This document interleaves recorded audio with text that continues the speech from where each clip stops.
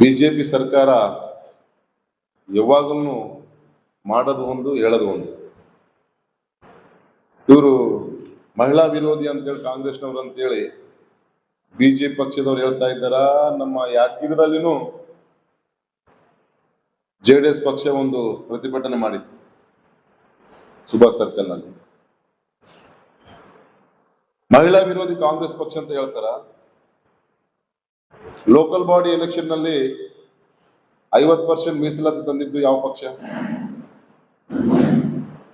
ಕಾಂಗ್ರೆಸ್ ಪಕ್ಷನೇ. ಮತ್ತು 2023ರಲ್ಲಿ ಇದೇ ಲೋಕಸಭೆಯಲ್ಲಿ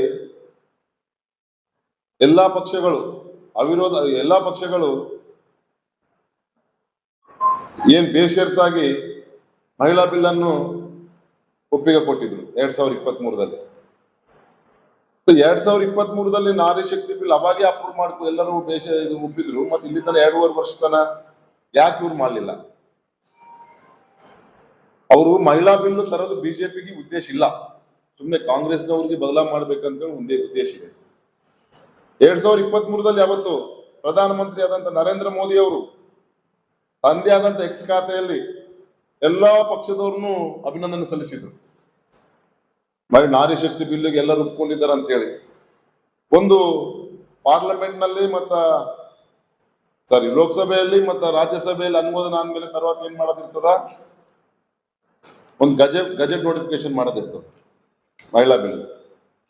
ಇವ್ರು 2.5 ವರ್ಷದಿಂದ ಆ ಗಜೆಟ್ ನೋಟಿಫಿಕೇಶನ್ ಮಾಡಿದ್ರು. ಮತ್ತೆ ಮೊನ್ನೆ ಮಹಿಳಾ ಮೀಸಲಾತಿ ಬಿಲ್ ಅಂತೇಳಿ ಬರೀ ಮಹಿಳಾ ಮೀಸಲಾತಿ ಬಿಲ್ದಾಗ ಮಹಿಳಾ ಮೀಸಲಾತಿ ಬಿಲ್ ಇಲ್ಲ, ಅದ್ರೊಳಗೆ ಟೋಟಲ್ 3 ಬಿಲ್ ಇದ್ದು. ಒಂದು ಮಹಿಳಾ ಬಿಲ್, ಒಂದು ಎರಡನೇದು ಡಿಲಿಮಿಟೇಷನ್ ಒಂದು, ಮತ್ತೆ ಕೆಲವು ಆರ್ಟಿಕಲ್ಗಳನ್ನು ಚೇಂಜ್ ಮಾಡೋದೊಂದು. ಅದ್ರೊಳಗ ಒಂದು ಮಹಿಳಾ ಬಿಲ್ ಅಂತ ಹೆಸರಿಟ್ಟು ಅದ್ರೊಳಗ ಬೇರೆ ಬೇರೆ ಬಿಲ್ಗಳನ್ನು ಪಾಸ್ ಮಾಡ್ಕೋಬೇಕಂತೇಳಿ ಬಿಜೆಪಿದವರು ಪ್ರಯತ್ನ ಮಾಡಿದ್ರು. ಆದ್ರೆ ಅದನ್ನು ಕ್ಲಿಯರ್ ಆಗಿ ನಮ್ಮ ಕಾಂಗ್ರೆಸ್ ಪಕ್ಷದ ಹಿರಿಯ ಮುಖಂಡರು ಎಲ್ಲರೂ ಒಂದು ಡ್ರಾಫ್ಟ್ ಎಲ್ಲ ಓದಿದ ಮೇಲೆ ಅದು ಕೆಲವು ಅಂಶಗಳನ್ನು ಬಹಳ ಇದಿತ್ತು. ಡಿಲಿಮಿಟೇಷನ್ ಅಂತ ಹೇಳ್ತಾರೆ. ಡಿಲಿಮಿಟೇಷನ್ ಮಾಡಿದ್ರೆ ಅದ್ರೊಳಗೂ ಹೇಳ್ತಾರೆ ಇವರು 50-50 ಲೆಕ್ಕದ ಪ್ರಕಾರ. ಈ ಎಕ್ಸಾಂಪಲ್ ನಮ್ಮ ಲೋಕಸಭೆ ಚುನಾವಣೆ ನಮ್ಮ ಕರ್ನಾಟಕದಲ್ಲಿ 28 ಸ್ಥಾನಗಳಿತ್ತು. 50 ಅಂತಂದ್ರೆ 50% ಅದರೊಳಗೆ 14 ಸ್ಥಾನಗಳನ್ನು ಹೆಚ್ಚಿಗೆ ಮಾಡ್ತಕ್ಕಂಥ.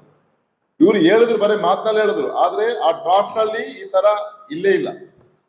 ಅದ್ರೊಳಗೊಂದು ಕಮಿಟಿ ರಚನೆ ಮಾಡ್ತೀವಿ, ಕಮಿಟಿನೇ ಸುಪ್ರೀಂ, ಕಮಿಟಿನೇ ಫೈನಲ್. ಆ ಕಮಿಟಿ ತಗೊಂಡಿರ್ತಕ್ಕಂಥ ನಿರ್ಣಯ ಮತ್ತೆ ಕೋರ್ಟ್ಗೆ ಹೋಗ್ಲಕ್ಕೂ ಆಗ್ಲಾರ್ದಂತ ಕೆಲವು ಕಠಿಣ ನಿರ್ಣಯಗಳಿತ್ತು. ಹಂಗಾಗಿ ನಮ್ಮ ಕಾಂಗ್ರೆಸ್ ಪಕ್ಷದವರು ಇದು ಒಂದು ಬಿಲ್ಲು ವ್ಯತ್ಯಾಸ ಇದೆ, ನೀವು ಹೇಳೋದೊಂದು ಮಾಡೋದೊಂದು, ಇದನ್ನ ಒಪ್ಪುದಿಲ್ಲ ಅಂತ ಹೇಳಿ ಇದು ಮಾಡಿದ್ರು. ಅವಾಗ ಏನಂತಾರ, ಅವಾಗ ಅಮಿತ್ ಶಾ ಅವರು ಭಾಷಣ ಮಾಡಿದ್ರು, ತಾವೆಲ್ಲ ನೋಡಿರ್ಬೋದು. ನಾವು 1 ತಾಸು ಟೈಮ್ ಕೊಡಿ, ಈಗಲೇ ಡ್ರಾಫ್ಟ್ ರೆಡಿ ಮಾಡ್ಕೊಡ್ತೀವಿ, 50-50 ಅದ್ರೊಳಗೆ ಸೇರ್ಪಡೆ ಮಾಡ್ಕೊಂಡು ಬರ್ತೀವಿ ಅಂತ ಹೇಳಿ. ಈ ತರ ಒಂದು ಬಿಲ್ ನಲ್ಲಿ 1 ತಾಸಿನಲ್ಲಿ, ಲೋಕಸಭೆಯಲ್ಲಿ 1 ತಾಸು ಟೈಮ್ ಕೊಡ್ರಿ, 2 ತಾಸು ಟೈಮ್ ಕೊಡ್ರಿ ಅಂತ ಹೇಳಿ ಅವರು ಮೊದಲನೇದಾಗಿ ಮಹಿಳಾ ಬಿಲ್ಲು ಜಾರಿಗೆ ತರುವುದು ಬಿಜೆಪಿಯವರಿಗೆ ಅವ್ರಿಗೆ ಇಷ್ಟ ಇಲ್ಲ. ಕಾಂಗ್ರೆಸ್ ಪಕ್ಷ ಯಾವಾಗಲೂ ಮಹಿಳೆಯರ ಪರವಾಗಿದೆ. ಈಗಾಗಲೇ ಹೇಳಿದ್ರು ಇವರು, ಹೆಚ್ಚಿನ ನರೇಗಾ ಕೆಲಸದಲ್ಲಿ ಮಹಿಳೆಯರಿಗೆ ಹೆಚ್ಚಿನ ಉದ್ಯೋಗಾವಕಾಶ ಕೊಡ್ತಿತ್ತು. ಅದನ್ನು ಇವರು VBG ರಾಮ್ಜಿ ಅಂತೇಳಿ ಜಾರಿಗೆ ತಂದ್ರು. ಇವತ್ತಿಗೂ ಅದು VBG ರಾಮ್ಜಿ ಒಂದು 6 ತಿಂಗಳಾಯ್ತು, ಇವತ್ತಿಗೂ ಒಂದು ಗಜೆಟ್ ನೋಟಿಫಿಕೇಶನ್ ಆಗಿಲ್ಲ, ಇವತ್ತಿನ ಕಾರ್ಯರೂಪಕ್ಕೆ ಬಂದಿಲ್ಲ. ಇದರಿಂದ ಯಾರಿಗೆ ತೊಂದರೆ ಆಗ್ಲಿಕ್ಕತ್ತದ? ಮಹಿಳೆಯರಿಗೆ ತೊಂದರೆ ಆಗ್ಲಿಕ್ಕತ್ತದ.